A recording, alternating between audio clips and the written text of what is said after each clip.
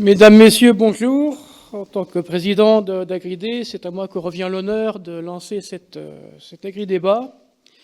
Donc je vais commencer par vous souhaiter la bienvenue dans cet amphithéâtre du 8 rue d'Athènes, qui est l'adresse historique de la Société des agriculteurs de France, dont Agridé est l'héritier. Agridé, qu'est-ce que c'est aujourd'hui? C'est un think tank, c'est le think tank de l'entreprise agricole. Donc dans la continuité de la Société des agriculteurs de France, qui depuis 160 ans fait la promotion du progrès en agriculture, de l'innovation, et qui est à l'origine d'un certain nombre d'institutions que vous connaissez, comme les banques, les assurances mutuelles, les écoles d'agriculture, également les centres d'études techniques agricoles, les CETA. Agridé, c'est un laboratoire d'idées, une plateforme de réflexion et de propositions pour l'entreprise, de façon à faire des contraintes actuelles des atouts pour l'avenir. Nous avons l'habitude de travailler, et c'est une tradition dans cette maison, de travailler en groupe de travail qui réunissent des chefs d'entreprise agricoles, des industriels, des gens de la distribution, des responsables et des experts professionnels, des juristes, des économistes, des enseignants ou des chercheurs, des représentants des interprofessions, des responsables administratifs et des parlementaires. L'autre habitude de cette maison, c'est de nouer des partenariats avec d'autres organisations, ce qui nous permet d'ouvrir notre réseau, d'élargir les perspectives et de confronter les expertises d'origine différentes. J'ajouterai aussi qu'au niveau d'Agridé, nous sommes totalement apolitiques. Nous avons la chance d'être propriétaires de notre immeuble qui nous assure les revenus nécessaires pour faire fonctionner notre association. Et nous avons donc une liberté de parole dont nous sommes fiers et qui est notre marque de fabrique. Le monde agricole, comme d'ailleurs l'ensemble du monde économique, est confronté à un contexte mondial mouvant, un contexte incertain, fluctuant, au niveau économique, au niveau politique, au niveau climatique. La situation mondiale, vous la connaissez, avec ce qui se passe en Russie, mais pas seulement. Les États-Unis, avec leur politique protectionniste agressive. L'agriculture est redevenue une arme politique, une arme stratégique, dont d'ailleurs se sert M. Poutine pour faire pression sur l'Afrique. S'ajoutent à ça des événements climatiques que vous voyez à peu près tous les jours.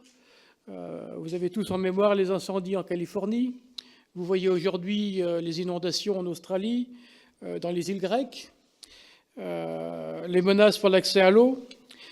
Lundi dernier, trois républiques d'Asie centrale ont signé un accord, le Tadjikistan, l'Ouzbékistan et le dernier, le Kyrgyzstan, je crois, ont signé un accord pour se partager la ressource en eau de la région.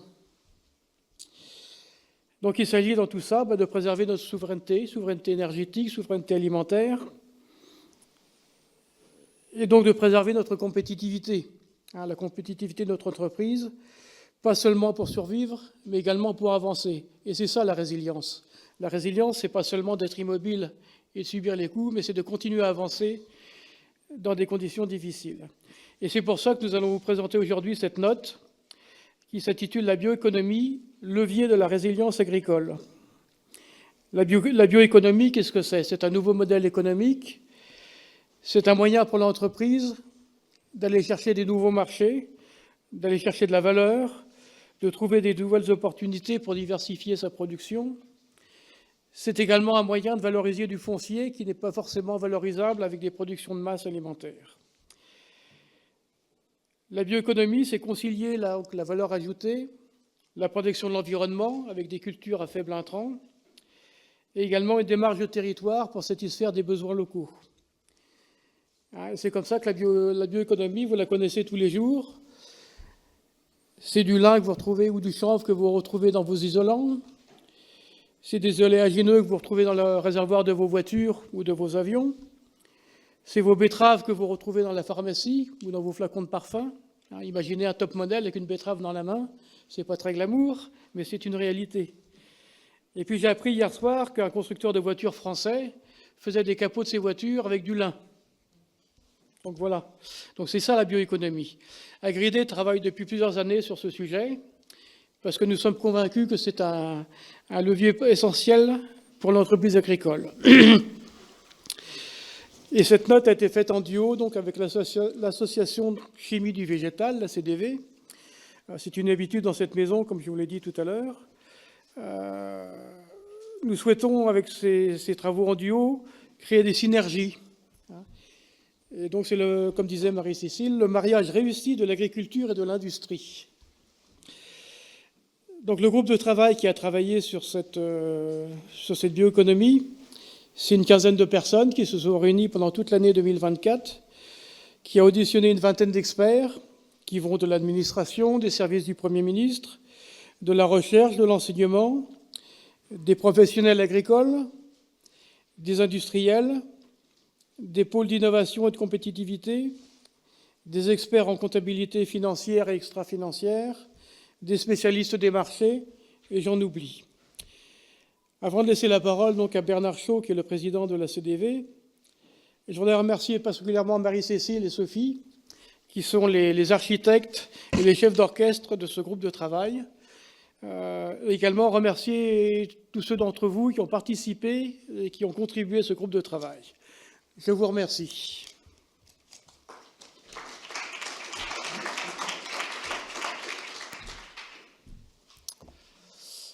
Bonjour à toutes et à tous. Ça me fait plaisir de vous voir pour la présentation des fruits de ce travail.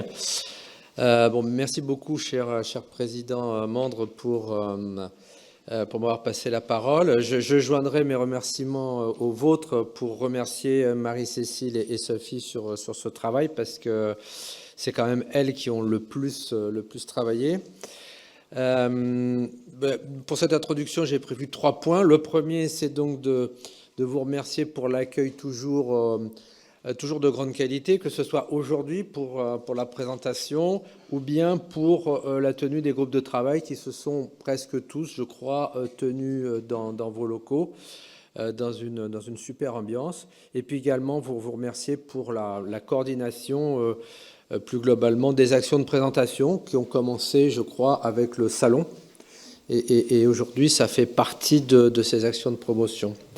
Donc voilà, merci beaucoup. Donc nous, de notre côté, nous sommes très contents aussi de cette collaboration en duo.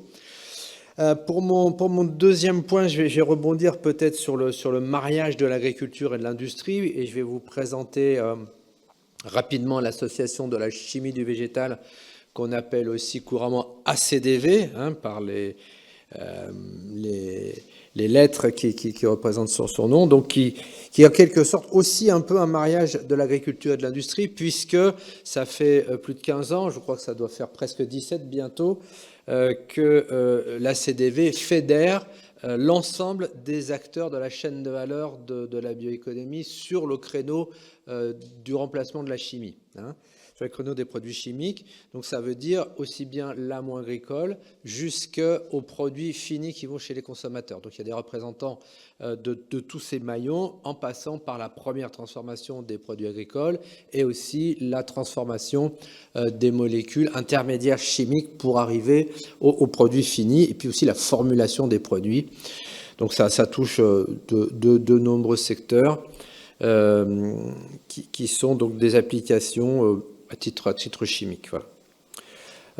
L'action de la CDV, de l'association, c'est en numéro 1, c'est défendre et promouvoir les produits biosourcés, donc les promouvoir, les faire connaître leurs bienfaits, et les défendre, c'est aussi une action du côté réglementaire auprès des pouvoirs publics, notamment français, et c'est un petit peu ça l'origine de la création de cette association, c'est de trouver un consensus au sein d'une filière pour porter un message unique au pouvoir parisien, de sorte à faire en sorte qu'on puisse avancer. Parce que vous savez que quand on envoie des messages cacophoniques à Matignon, eh bien, généralement, ça arrête tout, ça bloque tout, donc on peut pas avancer. Donc l'idée de cette association, c'est de fédérer l'ensemble les intérêts de la filière. Voilà. Et dans cette filière, le maillon de l'amont est bien sûr un maillon important. Tous les maillons sont importants, mais le maillon de l'amont agricole est très important sur tout ce qui concerne l'environnement, la protection de l'environnement, les analyses de cycle de vie, ainsi que l'affaire du CO2, parce que c'est là que tout se joue. C'est là que tout peut se gagner parce que c'est du renouvelable et parce qu'on absorbe du CO2 dans l'atmosphère, mais c'est aussi là que tout peut se perdre parce qu'on utiliserait trop de produits dans l'agriculture ou parce que on aurait trop de dépenses agricoles. C'est vraiment là que ça se joue, et donc c'est très très important. Voilà, cette complémentarité est très forte. Et le troisième point que je vous avais promis, que je voulais évoquer, et qui va nous ramener sur cette note, c'est le point de la complémentarité entre l'alimentaire et le non alimentaire. On a connu ces derniers temps des gens qui cherchaient à opposer l'alimentaire et le non alimentaire, à essayer de faire croire que c'était antinomique.